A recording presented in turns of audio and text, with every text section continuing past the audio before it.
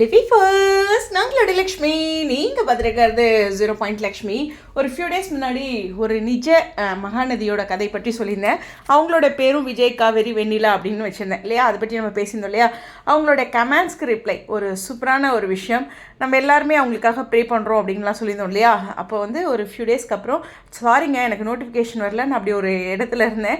இப்போ நான் வந்து பார்க்கும்போது உங்களோட கமெண்ட்ஸ் எல்லாருமே இதை பற்றி பேசினதுங்கும் போது எனக்கு ரொம்ப சந்தோஷமாக வந்தது. ஃபஸ்ட்டு வருத்தமும் பட்டேன். இவ்வளோ விஷயத்தை நான் சொல்லி எல்லாருமே என்னை பற்றி யோசிக்கிற மாதிரி ஆயிடுச்சு அப்படிங்கிற ஒரு விஷயம் சொல்லியிருக்காங்க. அதாவது அந்த ஃப்ரைடே எபிசோடில் என்னோட 12 வருஷம் பெயின் அந்த எபிசோடில் பார்த்துட்டேன். அதனால் நானே வந்துட்டு ஏதோ ஒரு இதில் அப்படி இது மாதிரி ஒரு பெரிய கமெண்ட் போட்டுட்டேன் அப்படிங்கிற ஒரு விஷயத்த சொல்லியிருக்காங்க.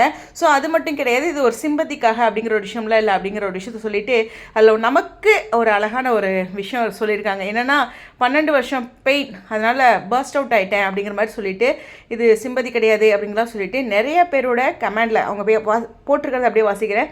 நிறைய பேரோட கமெண்டில் நீங்கள் உங்கள் ஹஸ்பண்ட் கிட்ட பேசுங்க அப்படின்னு சொல்லியிருந்தீங்க. Work camp going to be end, அதாவது அவங்க ஷிப்பில் போயிட்டுருக்காங்க, அவங்க ஹஸ்பண்ட் வந்து ஷிப்பில் இருக்காங்க. ஸோ அந்த ஒர்க் இது போயிட்டுருக்கு. ஸோ அது எண்ட் ஆக போகுது 3 வாரத்தில். So 3 weeks only remaining. நீங்கள் எல்லாருமே சொல்லியிருக்கீங்க என்னுடைய பையனுக்கு அவங்க அப்பா யார் அப்படிங்கிறத 2 பேர்த்துக்குமே சொல்லணும் அப்படின்ட்டு. எஸ், நான் வந்து ஹூ இஸ் ஹிஸ் டேட் அப்படின்ட்டு ஒரு மாமோட கடமை இல்லையா. It's mom responsibility, I will do for it அப்படிங்கிற மாதிரி சொல்லியிருக்காங்க. ஸோ இது மட்டும் கிடையாது, பிஃபோர் எண்டிங் திஸ் அந்த கேம்ப்பு அது எண்ட் ஆகும்போது கண்டிப்பாக என் ஹஸ்பண்ட் கிட்ட சொல்லிட்டு தான் ஷிப்பை விட்டு இறங்குவேன் அப்படின்னு சொல்லியிருக்காங்க. இது மட்டும் இல்லை, பேசிடுவேன்னு என்னைய நான் நம்புகிறேன், ட்ரஸ்ட் பண்ணுறேன் அப்படிங்கிற ஒரு விஷயத்தையும் சொல்லியிருக்காங்க. ஸோ அவங்களுடைய கணவருக்கும் அவங்களுடைய மகனுக்கும் இவங்க தான் அப்பா பையன் இல்லாமல் ஒரு பாண்டிங் போயிட்டுருக்குன்ட்டு அந்த ஸ்டோரி உங்களுக்கு ஞாபகம் இருக்குன்னு நினைக்கிறேன். அப்போது நம்ம உங்கள் கணவர் கூட சேர்ந்துருங்க அப்படிங்கிற மாதிரி சொல்லுங்கள், உங்கள் பையனை பற்றி சொல்லுங்கள் அப்படிங்கிற மாதிரி சொல்லியிருந்தோம். என்னோடய பையனை பற்றி சொல்ல போகிறேன், என் பையனுக்குமே அவங்க தான் அப்பாங்கிறத சொல்ல போகிறேன் அப்படிங்கிற ஒரு விஷயம் சொல்லியிருந்தாங்க. நம்ம ஏதோ ஒரு கண்ணுக்கு தெரியாத ஒரு நிஜ கதையை கேட்கும்போது அதில் நமக்கு ஒரு ப்ரேயர்ஸ் அப்படிங்கிற ஒரு விஷயம். அது மட்டும் இல்லை, ஏதோ ஒரு யூடியூப் சேனலில் கமெண்ட்டை பற்றி பேசிகிட்டு இருந்தாங்க, அது என்னென்னு நான் தான் பார்க்குறேன் அப்படிங்கிற மாதிரி சொல்லியிருந்தாங்க. எனக்கு தெரிஞ்சு அவங்க கமெண்ட் செக்ஷனுக்கு இன்னும் வரல. அது நம்ம நிறைய வீடியோ போட்டிருக்கோம், எதில் என்ன பேசியிருக்கோங்கிறது டெய்லியும் பார்க்குறவங்களுக்கு தான் புரியும். பட் இருந்தாலும் அவங்க வந்து சந்தோஷமாக இருக்கணும். ஸோ இந்த 3 வாரம் கழித்து நம்ம ரிசல்ட் என்னன்னு காத்துட்ருப்போம், ரைட்டு தானே. அந்த வீடியோவை நானும் போய் பார்ப்பேன். ஒரு 4 வாரம் போகட்டும், ஓகேவா, மறுபடியும் போய் பார்க்கலாம், ஓகேவா.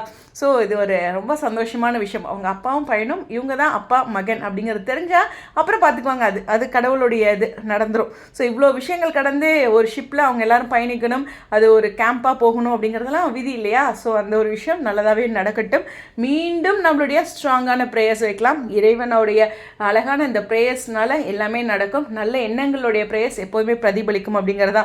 அந்த பெயர் தெரியாத அந்த காவேரிக்கு நம்மளுடைய ஜிபி சார்பாக என்றுமே ப்ரேயர்ஸ் இருக்கும்.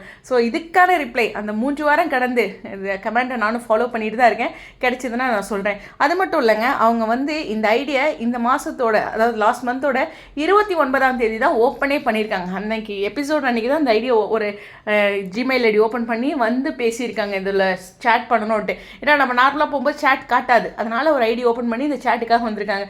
ஸோ அவங்களுடைய அந்த பெயர் தெரியாத அந்த காவேரிக்கும் நம்மளுடைய ப்ரேயர்ஸ். உங்களுடைய கருத்துக்கள் ஸ்டேடியம்.